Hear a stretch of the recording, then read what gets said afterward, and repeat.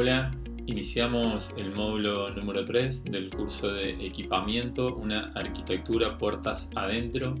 En esta oportunidad vamos a ver algunos recursos específicos con los que contamos para realizar este tipo de proyectos en esta disciplina, en la especificidad del equipamiento y la arquitectura.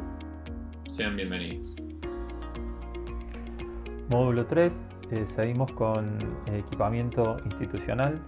Veremos ahora recursos para una arquitectura puertas adentro. Veremos a continuación una serie de recursos y posibilidades con las que contamos para proyectar en este tipo de arquitecturas. Estos recursos que nos interesan comentar pueden ser ampliados, revisados, modificados. Simplemente son los que consideramos en este momento principales para volcarles a ustedes.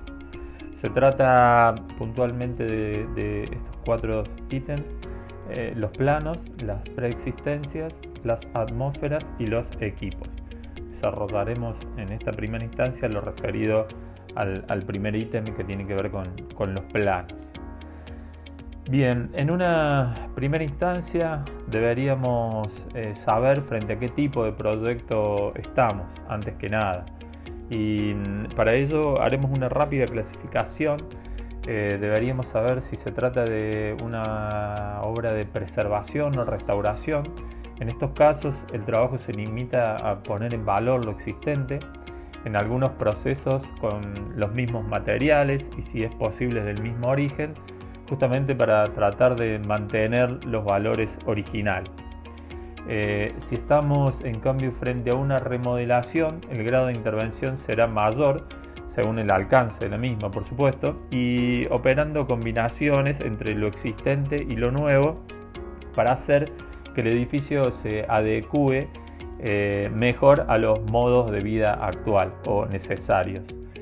En oportunidad de una reprogramación funcional, que será lo que haremos nosotros como ejercicio también, en nuestro caso, en este curso, el grado de intervención va a ser mayor, pudiendo operar sobre elementos constitutivos del edificio, modificando su aspecto, la fachada y demás elementos, siempre y cuando no se afecte la estabilidad del mismo y atendiendo a cuestiones de costo y sustentabilidad. Puede ocurrir que tengamos que trabajar situaciones que combinen alguna de las anteriores, es decir, en donde tengamos que hacer en ciertos lugares preservación y en otros algún tipo de reprogramación. Eso es muy frecuente. Tal es el caso, por ejemplo, de la Pinacoteca de San Pablo, de Pablo Méndez de Rocha, que es el recorrido que estamos viendo en pantalla, o la imagen siguiente, por ejemplo, la obra de Foster and Partner en el Museo de Arte Británico, el Gran Atrio Isabel II, en donde trabaja ese vínculo, ese gran atrio, a partir de esa cubierta muy high-tech, relacionándola justamente con una fachada neoclásica y poniéndola en valor, incorporando equipamiento y metros cuadrados cubiertos y demás, ¿no? Pasando entonces directamente ya a estos recursos con los que contamos, vamos a hablar en primera instancia, como dijimos, de los planos, ¿sí? Como venimos diciendo, para este tipo de arquitecturas, para arquitecturas de equipamiento, partimos de una preexistencia, un objeto no natural construido por el hombre, que se convierte para nosotros en una naturaleza artificial y con la cual debemos dialogar e interactuar, ¿sí? Para ello contamos con diversos recursos. Uno de ellos son los planos, es decir, podríamos simplificarlos como elementos bidimensionales. Y simplificando cualquier volumen habitable, podemos decir que contamos con al menos 6 planos posibles de trabajo. Es decir, 2 planos horizontales, uno inferior, el suelo, uno superior, el cielo raso, y 4 planos verticales, los laterales izquierdo y derecho, y frente y detrás. Sobre todos ellos podemos intervenir para modificar la caja arquitectónica y lograr de esa manera nuestro objetivo de proyecto, ¿sí? Bien, veremos algunos ejemplos ahora. En esta imagen empezamos a ver lo que tiene que ver con los soldados, la primera superficie horizontal. Los soldados para el proyecto de equipamiento dejan de ser simplemente un hatch en el plano para convertirse en posibles ordenadores de circulación. pueden establecer zonas de detención, es decir, dónde detenerse, zonas de tránsitos, pueden opacar o iluminar una superficie por reflejo, o opacar o iluminar un ambiente a partir de la materialidad del mismo justamente, y también puede convertirse en topografías, equipos, dividir o vincular sistemas. La elección del tipo de solado será determinante según la actividad. Por caso, la madera nos otorga, por ejemplo, absorción acústica para una biblioteca, la piedra nos da resistencia y duración para un espacio altamente transitado, el pavimento permite cierta plasticidad y una amplia gama de colores para espacios de entretenimiento, y podríamos seguir con un extenso catálogo si quisiéramos, pero lo importante es el diseño del solado en función de la actividad que va a contener el lugar, ¿sí? Vemos en la imagen número 7, por ejemplo, estas tres imágenes. En el caso de la izquierda, solamente el diseño del solado, en este caso para una exposición, termina de significar y dar carácter a todo el espacio, a toda la caja arquitectónica. O en la imagen superior derecha, como el solado, cambiando la materialidad, ordena la circulación, genera subespacios, o simplemente en la imagen inferior derecha, un solado, un suelo, un piso técnico que sirve, por supuesto, para que transcurran las instalaciones y demás, ¿sí? Bien, los planos laterales, que serían componentes de este recurso que estamos hablando, de los planos, no pueden ser vistos simplemente como límites, sino como parte del espacio que integran, tanto del interior como del exterior, ¿no? Hoy sabemos que los límites se han diluido y estos pueden convertirse en muebles, pantallas, equipos, en verdaderas interfaces operativas que colaboran de manera integrada para que la caja arquitectónica en sí funcione, ¿no? La ausencia de un plano o su perforación, como vemos ahí en el ejemplo a la derecha, en el caso del Mamba, el proyecto de Emilio Ambás para el Museo de Arte Moderno de Buenos Aires. La ausencia de un plano o su perforación puede generar o emplearse para dirigir visuales, reforzar fugas, generar movimientos o el paso o no de la luz, por ejemplo, ¿sí? Le Corbusier trabajó esta idea del plano integrado en su proyecto de la Ville Radiante, por ejemplo. Es decir, esta no es una cuestión nueva, nos viene dada ya por la propia arquitectura desde hace tiempo. Aparecen otros ejemplos, tenemos otros ejemplos como Gio Ponti, por ejemplo, en Italia a mediados de los años 50 con su finestra arredata o la ventana amoblada, como él la denominaba, en donde trabajaba con estas cuestiones de figura-fondo entre la ciudad y el propio equipamiento, o el caso de Lina Bobardi en la casa de vidrio, en donde Lina hace dialogar esa biblioteca, ese elemento filar, como mediador entre el adentro y la ciudad que se adivina en el horizonte, ¿no? Esta cuestión del trabajo de los bordes y los límites lo vamos a ver con un ejemplo muy concreto, muy a la mano. Este es un ejemplo, es una intervención en la que participó el equipo de cátedra junto con el taller Tipu y el taller Mediterráneo, en este caso con el emblemático edificio del Manuel Belgrano, donde se nos pidió intervenir en el sector de la biblioteca. Y más allá del diseño, del rediseño de anaqueles, los muebles de atención y otros elementos, la gran apuesta fue trabajar justamente sobre el límite, ¿sí? En la imagen vemos el estado de la preexistencia en esa planta, solo a nivel de planta. Se ve en el recuadro una de las zonas a intervenir, el límite, el muro oeste. Ese gran muro de piedra de casi 2 metros de ancho, en donde en la propuesta del proyecto se lo convierte en una grada, con espacio de guardado, lugares para tomar clases, socialización o lectura. En la imagen siguiente vemos el estado actual del muro de piedra y esa dualidad interior-exterior, un muro de piedra que, como ven en la imagen, está bastante deteriorado, por cierto, ¿no? Bien, en la imagen siguiente vemos ya la propuesta en las dos imágenes. En la imagen de la izquierda, el estado de la preexistencia, con 4 zonas claramente definidas, pero con espacios de uso mixto, es decir, había lugares para reunirse, para tomar clases de lectura que intercedían entre el ingreso y la zona de atención. La zona de anaqueles estaba también de alguna forma mezclada o se la leía confusa, y en el nuevo proyecto se incorporan nuevos espacios, se le da como más flexibilidad justamente a toda esa caja, delimitando claramente la zona de atención que vemos indicada con el número 1, y luego los espacios con distinto gradiente de uso para finalmente en el sector número 4 aparece el muro ya, ese muro equipado que mencionábamos antes, ¿no?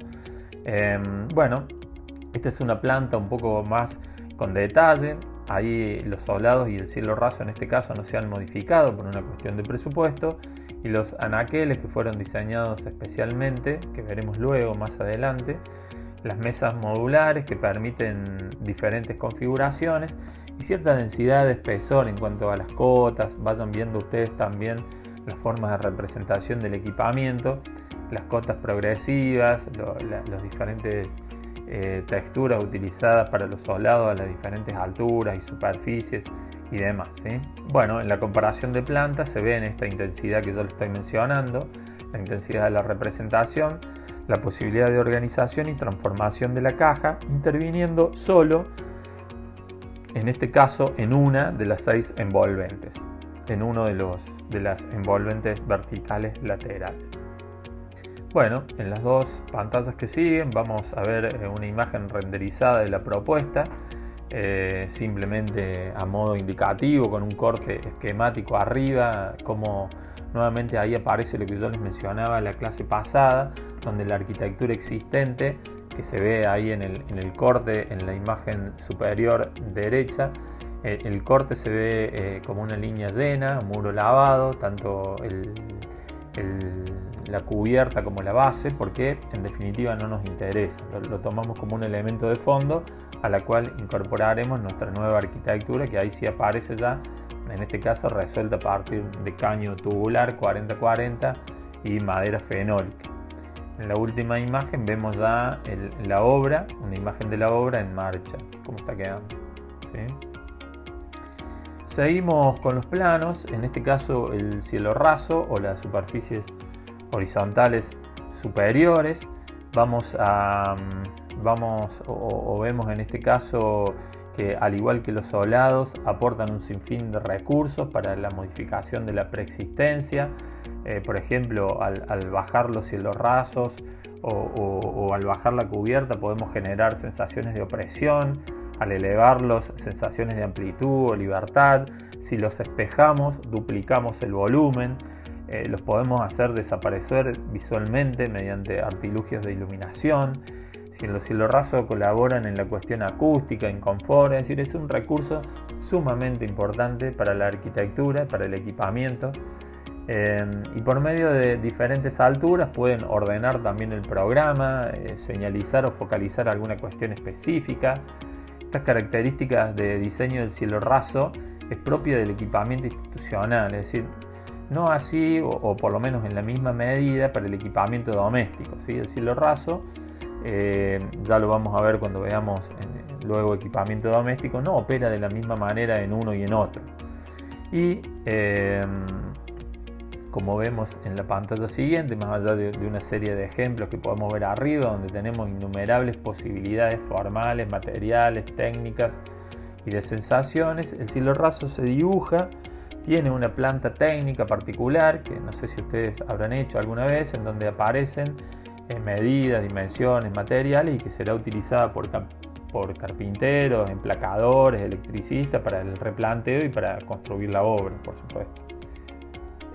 Más allá de las posibilidades particulares de cada uno de ellos, se debe tener en cuenta una visión totalizadora del lugar, es decir, los planos en conjunto pueden brindarnos estrategias de modificación de la caja. ¿Sí? Vamos a ver algunos diagramas rápidos, algunos esquemas, a saber, por ejemplo, la posibilidad de generar espacios estáticos o dinámicos con la delimitación o eliminación de obstáculos en un caso o con la generación de planos en otros, es decir, generar la sensación de proximidad, por ejemplo elevando el cielo raso o espejándolo, o tener una sensación de cercanía u opresión bajando justamente el cielo raso o quizás elevando el plano cero, ¿no? Esas son algunas de las posibilidades, como vemos ahí en esas imágenes, en esos diagramas. El mismo espacio, con la modificación de las envolventes, se nos puede presentar como un espacio estanco, inmóvil, o tenemos la posibilidad de, inclinando con alguna placa o algún elemento superpuesto, inclinando los laterales, reforzar las fugas, darle velocidad y profundidad a ese espacio. Por traer alguna referencia, podemos mencionar, por ejemplo, a Bernard Tschumi, para quien la arquitectura es acontecimiento, tiempo y movimiento. Y en tal sentido, el lugar donde sucede la arquitectura tiene una determinada dinámica, que será aportada justamente por las tensiones que se van generando desde y hacia el sitio, por las vías de acceso, los hitos más o menos importantes, las vistas lejanas, lo próximo y por supuesto las atmósferas que pretendamos lograr, ¿sí? Una forma dentro de otra, una arquitectura dentro de arquitectura, tal el ejemplo que les mostramos o el artículo que les comentamos respecto del caso del taller de cocina que ustedes están analizando, permite imaginar diferentes estrategias, desde la desaparición total, visual, siempre hablando de lo visual, de la preexistencia o la convivencia, ¿no? En el ejemplo vemos casos de formas extremas, es decir, como un espacio absolutamente ortogonal que es modificado por una forma cilíndrica. De la misma manera pueden convivir ambos y tendremos entonces espacios de simple lectura, donde simplemente veo un cilindro, o lecturas más complejas donde se perciben las dos formas, ¿no? Es decir, la forma de la preexistencia y la forma nueva que estoy incorporando. Quien trabaja este recurso de manera artística es Richard Serra, el artista estadounidense. Se vale de estos recursos para generar sus obras. Bueno, en este caso, como vemos aquí, en las salas del Guggenheim de Bilbao, donde estas megas estructuras provocan esas sensaciones de las que hablábamos antes, ¿no? y aquellas de las definiciones de Tschumi respecto del tiempo y del movimiento en arquitectura, ¿sí? Bueno, lógicamente aparecen en el medio una serie de posibilidades, como vemos en los diagramas que siguen, combinatorias, situaciones intermedias. Todas ellas son posibles siempre que no perdamos de vista nuestro objeto proyecto, las cuestiones funcionales, lo significativo y por supuesto lo constructivo, ¿no? Es decir, todo esto tiene que poder construirse de alguna manera. Claramente, cuando hablamos de estas variables, estamos hablando de dos cuestiones esenciales para el proyecto equipamiento, ¿no? Esto es la escala y la proporción. Es decir, este recurso del plano, en definitiva, está incidiendo o está operando, trabajando sobre esas variables, sobre la escala y proporción, que quizás son las cuestiones más difíciles de calibrar en cualquier espacio arquitectónico. No sé si ustedes se han puesto a pensar en eso, pero el hacer arquitectura justamente navega o se mide permanentemente a partir de tener un adecuado calibre en cuanto a las proporciones y a las escalas de los espacios, es decir, del objeto arquitectónico en relación a la ciudad, de la ciudad en relación al territorio, pero a su vez del objeto arquitectónico en relación a los equipos, de los equipos en relación al hombre y así sucesivamente, ¿no? Bien, bueno, para terminar con esta parte, podemos decir que no hay arquitectura sin tiempo ni movimiento. La arquitectura de alguna forma direcciona, escala y enmarca estas acciones, pero también las percepciones y las ideas, ¿no? En definitiva, las emociones, esto de generar sensaciones en un espacio que es una herramienta propia de la arquitectura, pero fundamentalmente la arquitectura articula nuestra capacidad de socialización, de relacionarnos con los otros, y no solo con los otros, sino con las instituciones. Y las construcciones arquitectónicas de cualquier tipo y escala colaboran de esta manera en el orden social, en crear cierta ideología y demás. Nos dice Juani Palashma que las experiencias arquitectónicas tienen básicamente una naturaleza más de verbo que de sustantivo.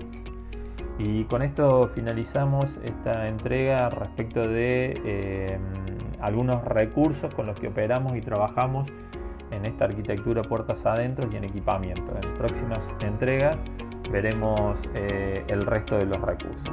Gracias.